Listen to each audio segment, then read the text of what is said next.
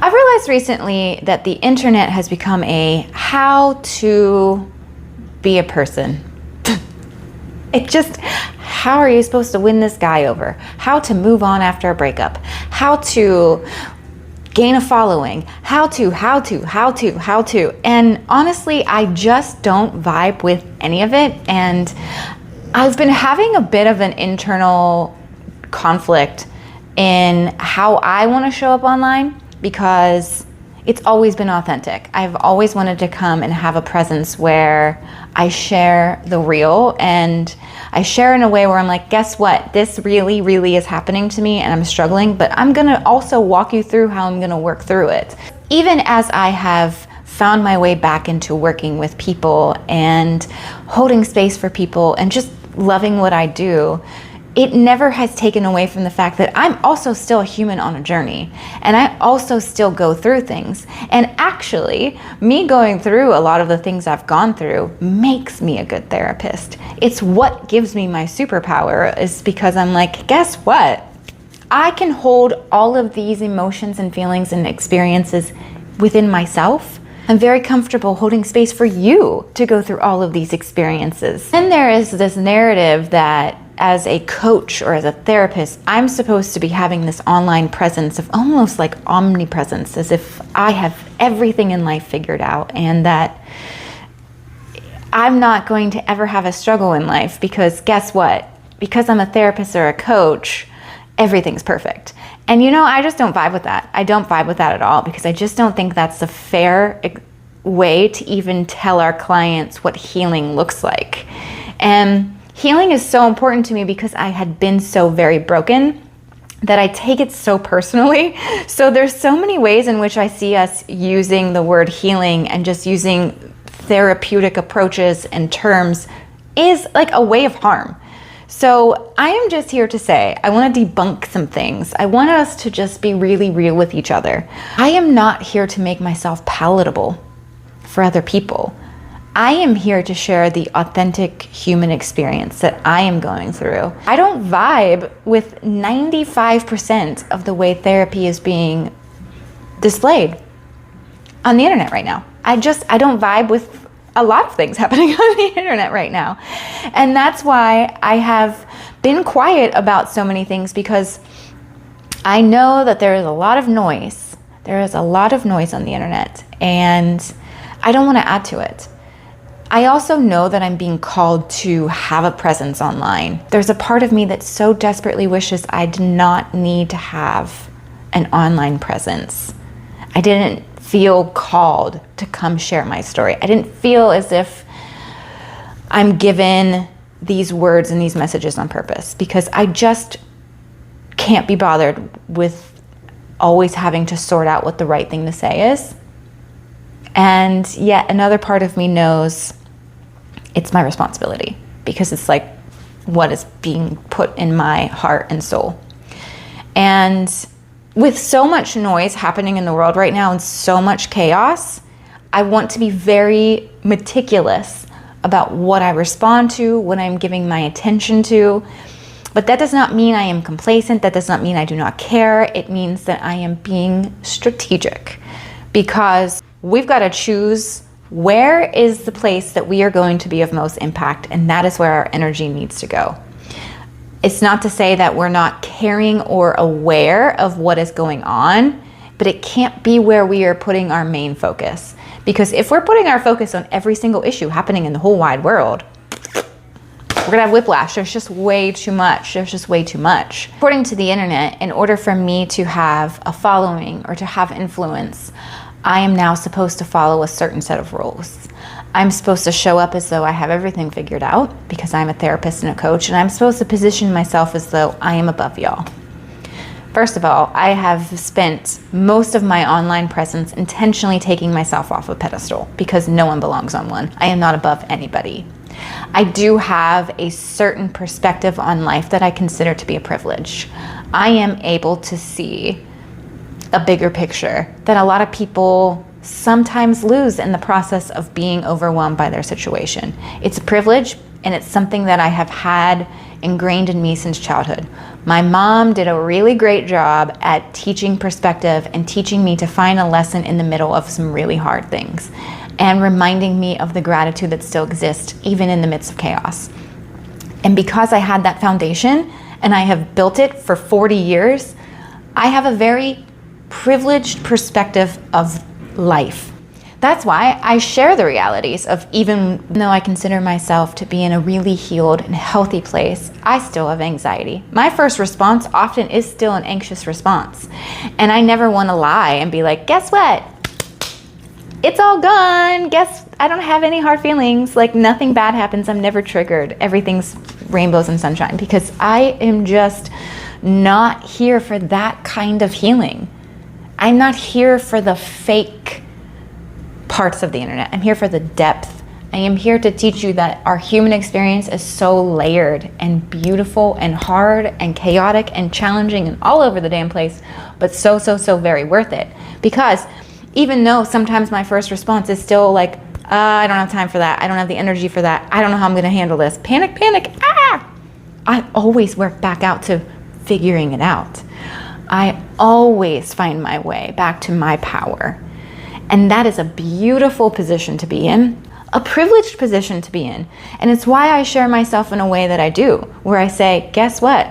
I just walked myself through a whole journey, and my brain just took me on a whole roller coaster it didn't need to go on. But I am now back to being centered and grounded and grateful, with the perspective of, there's a solution to every problem. I'm going to figure this out. I got this.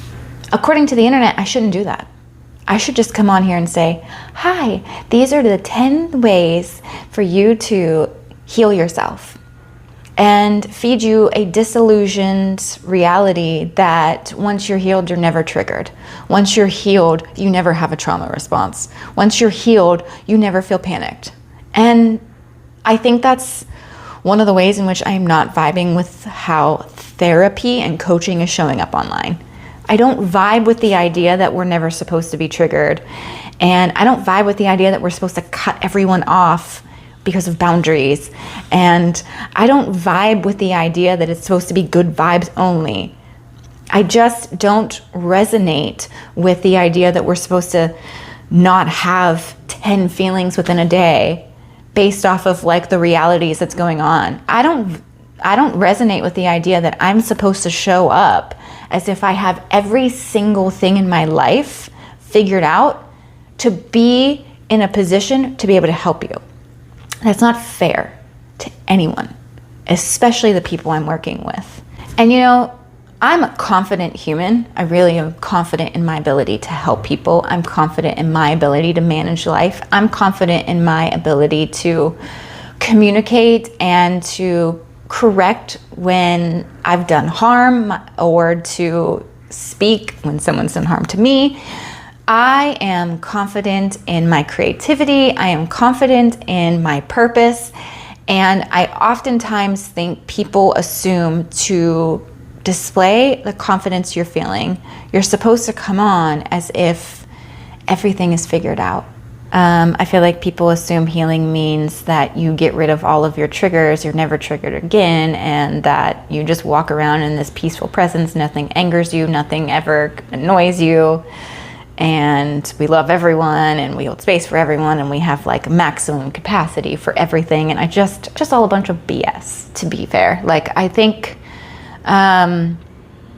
healing is holding space for the fact that you're going to have all of the feelings. Healing is holding space for the fact that you're still going to be triggered, and you're still going to do things that make you cringe.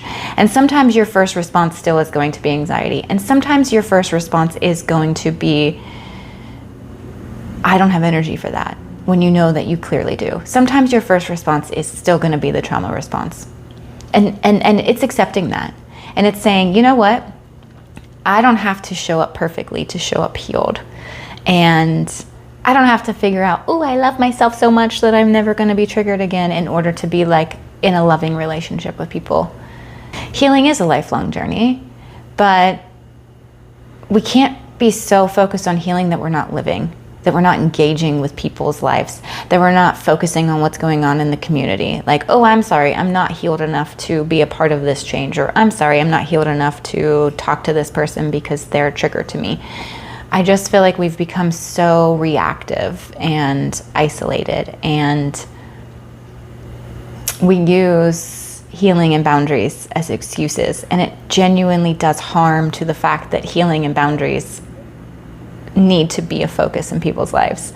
Like, we have to have healthy boundaries, but it really starts with ourselves. My healthy boundary is when I say I don't want to keep doing a behavior and I keep doing it, I'm not holding a boundary within myself. If I'm not holding a boundary within myself, I'm not going to hold boundaries within people. But boundaries within people doesn't mean I cut people off just because they trigger me. That's not fair. Boundaries within people doesn't mean I disconnect from you just because you don't see the world the same as I do. Because how are we going to get anywhere? How are we going to get anywhere if I'm not willing to engage with people who are on the other side of things with me and hold conversation? A space needs to be held for people to be able to come and say, hey, I see that you feel this way about this person or this cause or this whatever. Can you talk to me about it? Because I feel quite the opposite and I really can't understand where you're coming from. Those conversations need to happen, and they're going to be very hard and very triggering and probably aren't always going to be pretty, but it's very therapeutic and not actually toxic and very necessary. Very, very necessary. Like, our unwillingness to have conversations with people is what's keeping us so divided. Our unwillingness to engage with anything that triggers us is keeping us stuck. If you just constantly avoid your triggers, you're not healing. That's not healing. That's avoidance. You know? A lot of times I feel like healing also is misinterpreted, because in order to be healed, it means we've returned to the state we were before whatever it was that traumatized us, hurt us, harmed us, whatever. And more often than not, we're not supposed to return to that state. We're supposed to be different and changed, and like, the rebuild isn't taking old pieces of ourselves, it's finding new pieces to replace the ones that no longer fit. That's what rebuilding means. That's what healing means. It's not returning to this version of ourselves that we were meant to outgrow. I've seen a lot of messages about healing be like, let's help you feel yourself again. And it's like, I would rather it be, let's help you find your new version of yourself. Let's help you create your new version of yourself. Let's help you create space for joy again, for you to go out and live and find beauty and hold that space for that. Because healing isn't just about, oh, it's okay that this happened, let's regulate our nervous systems, let's heal, like, oh, let's remove it from our bodies, let's process this, let's be validated in our experience. Healing is also creating the space for joy again. Healing is allowing ourselves to just go out and celebrate even though something happened, without feeling guilt. And healing, a lot of times, is remembering how to live and recreating a life that is vastly different than the one before, and being okay with that, and understanding that sometimes that's the point. Healing is important because we get into these patterns and these conditionings, and we tell the same stories and we play them out over and over again in our lives. And it's so important to be so self-aware to understand those patterns and the ways in which they show up over and over again. And instead of seeing it as, you know, I had a friend that was like, I'm in a 3-month curse. And I'm like, okay, or you're repeating a pattern, and you got to bring your awareness to what your part of this pattern replaying over and over again in your life is. And what do you need to change or heal or come to terms with or create differently to break this pattern? And just putting it to them like that, they came back to me and they've been in a relationship for 7 months now. There's no longer a 3-month curse. And so really, healing is a lot of self-reflection and self-awareness and looking at the narratives in which we're telling ourselves and the stories we're playing out and the patterns we're repeating. And healing is oftentimes looking at the pattern and saying, I know how you got here. I know why you got here. I know why I'm still repeating this pattern. And now I'm going to try to figure something different out. You know, a part of my healing is also saying, I am able to see a future for me that once felt impossible, once felt out of my reach. I am able to live in a full presence, in a joyful experience, and recognize that I belong in it. And allow my body to feel the ease and the peace and the joy and the butterflies, and know that I absolutely belong there. That's a huge part of healing. That does not mean that I still don't have to work on the limiting beliefs that I have been telling myself because of childhood trauma. I just want to be very careful with what I put on the internet, because I don't ever want to come across as one of those, here's 10 ways to make your life perfect, to where you watch the video and then you feel a bit defeated because you can't seem to live in that world. I want to create content that welcomes you to your human experience and helps your nervous system feel so at ease even when you're in the discomfort, and helps you find that safety to exist in the uncomfortable feelings so that you aren't constantly rushing to check out of them, so that you're not constantly rushing to be healed, which is, I never feel bad ever again, ever. Sometimes I make content that the internet questions. Why would you, as a therapist / coach, come on here and talk about your triggers, or the work you still have left to do, or the way in which you still show up not healed? Healed, to me, looks like loving every single piece of you, even the ones that show up messy. Loving myself when I feel untethered. Loving myself when I find myself falling into old patterns again. Loving myself, even if my first response is anxiety. And also knowing that I have the capacity to sit in anything that makes me uncomfortable instead of running away from it. To have the difficult conversations instead of using boundaries as an excuse to cut people off. I have the capacity to work through the anxiety, back to peace, back to faith, back to confidence in myself. Capacity to hold myself accountable when I show up in ways that I don't want to show up in, and I can be reflective about what caused it. You know, I have the capacity to make changes. I have the capacity to recognize when the changes are happening. That's really cool. So if you're in my life in a personal way, to any capacity, you know that I'm like a very self-reflective human. And I have to be very careful, actually, because there's sometimes where I get a little bit over-consumed by the self-reflection, and it's really just not always all about me. And most of the time I'm in this like self-reflective because I want to understand the way I show up in the world. I want to understand my triggers. I want to understand the things that inspire me, the things that motivate me. I want to understand the way I work best in the world so I can show up as my best self, because I am so committed to trying to help people. I know being congruent as a therapist or as a coach or as an online presence resonates with people more. If I'm teaching something and I don't embody it, y'all are gonna feel that. And I think we've all reached the point where we can definitely see and register when somebody's saying something and you're like, do you even mean that? Do you even believe what you're saying? Like what's happening? And I just don't want to be that person, and I don't want to have to live this curated life in order to be taken seriously online. I don't want to add to the noise either.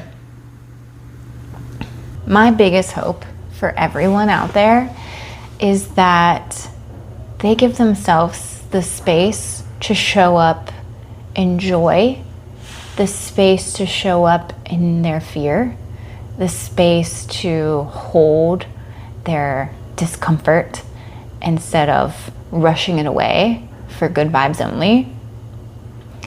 My hope is that people understand that being triggered isn't always bad, and they can take a pause and have conversations with people on the other side of them. My hope is that we don't give up on our process just because we're having a human experience or because we feel like we fell back into an old pattern. We don't give up the process of trying to grow, and we see it all as just information. So hopefully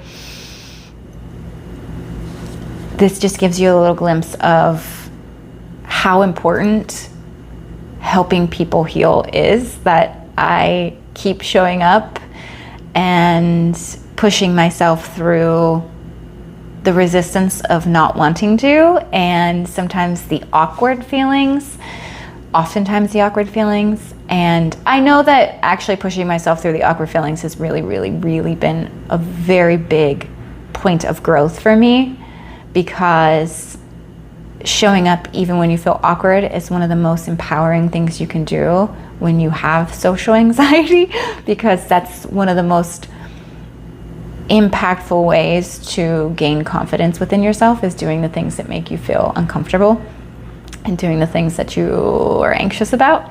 And that's why I'm very big on giving homework. You know, I'll come and I'll hold space and I validate and I try to help reframe and I do all of the things that can try to help you change your thinking and help you see things differently. And, you know, I use my very unique perspective to help people shift their focus and stop the spiraling. But 90% of the work happens outside of therapy, and that's why I give a lot of homework assignments. Change happens in action. I'm literally a guide to help people find their way back to themselves. I often encourage them to do things that make them uncomfortable and to be mindful and to be aware of the way they're showing up. I encourage a lot of people to do a lot of walking. Like, walking is one of my biggest homework assignments. I'm like, dude, when you're stuck or you're spiraling or you're feeling stagnant, anything, walk. Like, walking is one of my favorite practices I've ever done. Apparently I'm supposed to make a YouTube video about walking, a whole video, because walking is so important. It just got me fired up. But not today. Today is going to be piecemealing all of the things that I somehow sporadically just brain dumped into the camera. And I'm going to work my editing magic. And I'm going to make something coherent out of this, because I showed up and I did what I said I was going to do. And I held the commitment to myself, because that is so important to me. It's so important. And it's also really important that I'm not holding a commitment to myself just to put garbage out into the internet. So just know I take the responsibility of an online presence very seriously. And I take the responsibility of being a therapist very seriously. And I take my inner work very seriously. And I take my commitments to myself very seriously. And